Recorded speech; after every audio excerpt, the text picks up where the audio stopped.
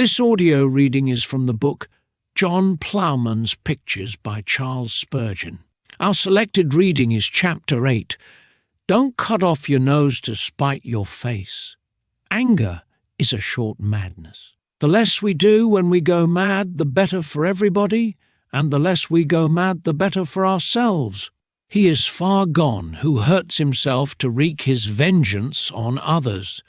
The old saying is, don't cut off your head because it aches, and another says, set not your house on fire to spite the moon. If things go awry, it is a poor way of mending to make them worse, as the man did who took to drinking because he could not marry the girl he liked.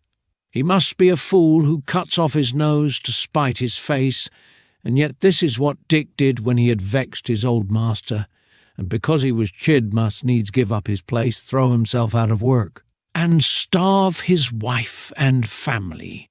Jane had been idle, and she knew it, but sooner than let her mistress speak to her, she gave warning, and lost as good a service as a maid could wish for.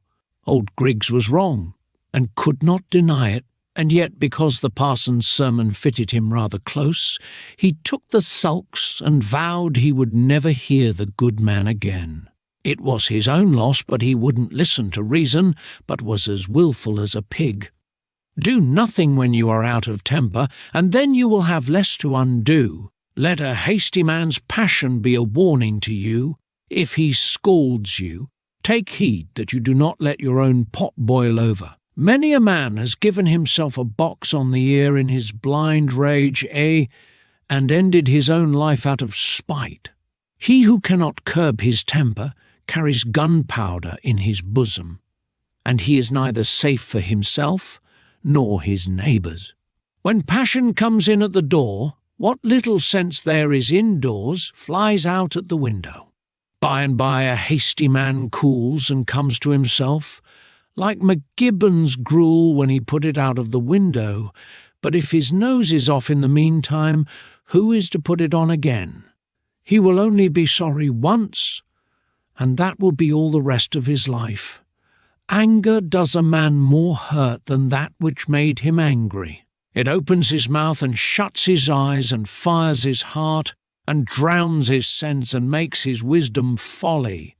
Old Tomkins told me that he was sorry that he lost his temper, and I could not help thinking that the pity was that he ever found it again, for it was like an old shoe with the sole gone and the upper leathers worn out, only fit for a dunghill.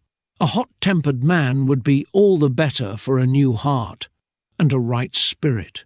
Anger is a fire which cooks no victuals and comforts no household. It cuts and curses and kills, and no one knows what it may lead to. Therefore, good reader, don't let it lodge in your bosom, and if it ever comes there, pass the vagrant on to the next parish. Gently, gently, little pot. Why so hasty to be hot?